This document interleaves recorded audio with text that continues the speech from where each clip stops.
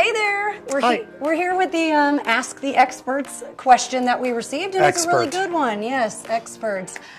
We do a lot of new construction homes here at Acoustic Design Systems, and someone wanted to know, how can you best future-proof your home during construction? Well, it's funny, you'd never know what the future holds. We used to have Cat 5, we thought that was good enough.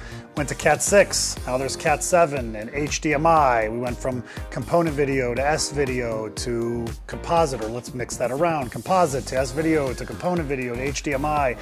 Fiber optic cable is a big thing these days, and there's no really true way to know what's going to be the next standard for either wiring, audio, or video transmission. So what we like to do is we put in this 1.5-inch flex conduit all over homes. We'll use it from our rack locations to different video locations or different parts of the home, so that no matter what the standard is, how it changes as time goes on, we're able to utilize this conduit to pull new wire through the home to truly future-proof it.